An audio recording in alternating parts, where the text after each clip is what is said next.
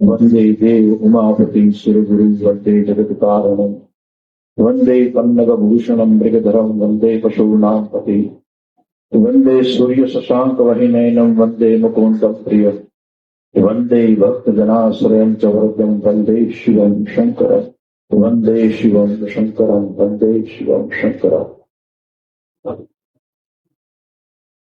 पुरुषोत्तम मासना પવિત્ર દિવસોમાં મમતાની ભૂમિ ઉપર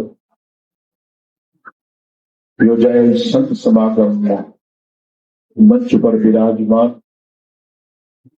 વૈષ્ણવમતીના તમામ મહાત્માઓના પાવન ચરણોમાં વંદન, શૈવમતીના તમામ પાવન ચરણોમાં વંદન, મારી સામે સન્મુખ બેઠેલા બધા જ સંતોના ચરણોમાં વંદન। 2-5 મિનિટમાં જ મારી વાત પૂરી કરી દઈશ। સમયના સંધિકાળે ભારતીય પરંપરા આવીને ઉભી। એક બાજુ હિન્દુત્વ જાગ્યું છે, રાષ્ટ્ર ચેતના જાગી છે, જાહો જલાલી જાગી છે, અને જ્યાં જુઓ ત્યાં ડીજે છે, જ્યાં જુઓ ત્યાં ઢોલ ધબૂકી રહ્યા છે, જ્યાં જુઓ ત્યાં કાર્યક્રમો છે। એક બાજુ બધું જ જાહો જલાલીમય છે, વાતાવરણ છે, અને બીજી બાજુ સનાતનના શત્રુઓ પણ એટલા જ આપણા સામે આકરા પાણીએથી ઉભા છે। આ વાત પણ આજે આ સંત સંમેલન દરમિયાન હું કીધા વગર નહીં રહી શકું। એટલે સંપત્તિથી જો દુનિયામાં લડી શકાતું હોય તો પૈસાની જાહો દલાલીથી દુનિયામાં લડી શકાતું હોય તો સોમનાથનું મંદિર કોઈ બાજ છે ને એ ચકલાનો માળો ફેંદી નાખે ને એમ તે દાડો એ મોહમ્મદ ગોરીએ દસનીએ ફેંદી ના નાખ્યો હોત એ દાડો સંપત્તિને જાહો દલાલી હતી પણ સુરક્ષા કરનારું કોઈ નથી। ભારતનું એક ભવ્ય મંદિર જે સોના ચાંદીથી મઢેલું, જેમાં સોના ચાંદીની મૂર્તિઓ, હીરા જડિત કમાડ, ચંદનના સુખડના લાકડા, આ બધા નજર સામે લૂંટાણા। આ બધું હતું એનો અર્થ એ હતો કે સંપત્તિ હતી, અને આ બધું જ આપણી નજર સામે તૂટ્યું એનો અર્થ એ થયો હતો કે સુરક્ષાની ભાવના નથી। આજે પણ તમને કહું છું કે વખત બદલાતા વાર નહીં લાગે। આજે તો બરાબરની આપણી જે છે એ આમદામ ને થામની જે આપણી નીતિ છે જામી ચૂકી છે, પણ વખત બદલાતા વાર નહીં લાગે। એટલે 2 વસ્તુ લખી રાખજો કે સુરક્ષા સીમાડા જે છે ને એ તો સરકારી જે આ છે સુરક્ષાના જે સુરક્ષા બળો એ સંભાળી લેશે, મિલિટરી છે ને મિલિટરી સંભાળી લેશે, પણ ઘરમાં જો આગ લાગી, દેશમાં જો આગ લાગી તો એને ઓલવનારું કોણ છે, એને સંભાળનારું કોણ છે? આ બધા જેટલા સાધુ સંતો બેઠા છે એ એમનું તપ કરી ચુક્યા છે, એમના ભાગમાં એમના હિસ્સામાં જે કંઈ આવ્યું એ બધું કર્તવ્ય નિભાવી ચુક્યા છે। પણ પ્રશ્નાર્થ એક બીજો છે કે સાધુઓ વરહાદમાં નથી પડતા।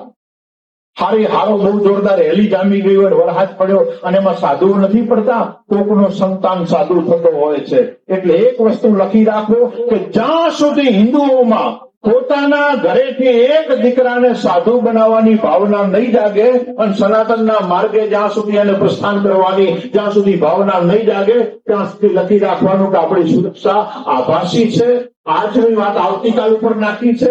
એટલે બધાને વિનંતી કરું છું કે તમારી પાસે આમ કામ ને ઠામ બધું ભલે રહ્યું અને ખોટા દીકરા ભલે તમારે ત્યાં પેદા થયા હોય, એમને તમારે કલેક્ટર બનાવવા છે, એમને તમારે ઉદ્યોગપતિ બનાવવા છે, એમને તમારે બધું જ બનાવવું છે, એમને તમારે સનાતની નથી બનાવવા, તમારે એમને સાધુ નથી બનાવવા। સાધુ પોતાના ઘરમાંથી પેદા થાય, ઘરેથી ભાગી સાધુ થવું પડે છે।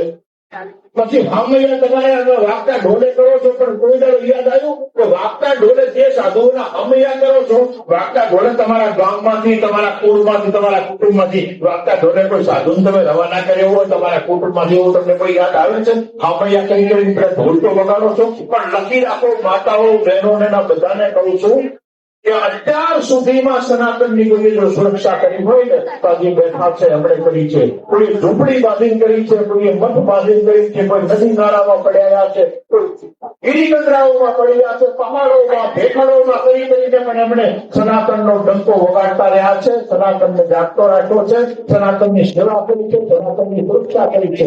પણ એના પછીની જે હવે પેઢી નિર્માણ થવાની છે, તમારા ઘરમાં તો રેશન કાર્ડ થવાનું છે, અમને બધા ખબર છે કે રેશન કાર્ડમાં નામો ઉમેરાવાના છે, પણ જ્યાં સુધી રેશન કાર્ડમાં હિન્દુત્વ નહીં મળે ત્યાં સુધી સરકારનું રેશન કાર્ડ છે એ સનાતનનો પરિવાર નથી, સનાતનનું કુટુંબ નથી, એ રેશન કાર્ડ રહેવાનું છે. નક્કી રાખો તો સરકારની રેશન કાર્ડ તો સરકારની યોજનાઓના કામમાં આવે. વિશ્વમાં દુનિયા સામે તમારે તમારી આઈડેન્ટિટી રજૂ કરવી હશે તો તમારે કરવી પડશે. માટે તમારા ઘરમાંથી થાય, તમારો દીકરો તમારા સંતાનો સાધુતાના માર્ગે આવે અને ભેદ ભગવાનને ધારણ કરે કે વૈરાગી બને, સંન્યાસી બને, સાધુ બને. અને અપીલ કરું છું કે પૈસાની દુનિયામાં જો બધું થતું હોય તો તારું થઈ ચૂક્યું હોય, આ બધું પૈસાથી નથી, ખાસ કરીને પૈસાથી નથી.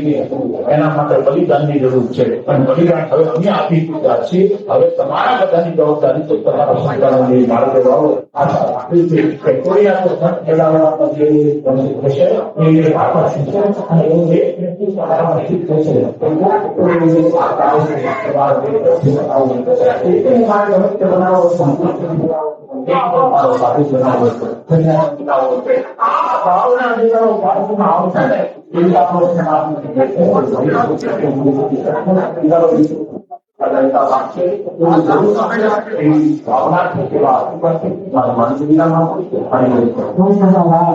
મારા સંદેશ પોતાનો આપણે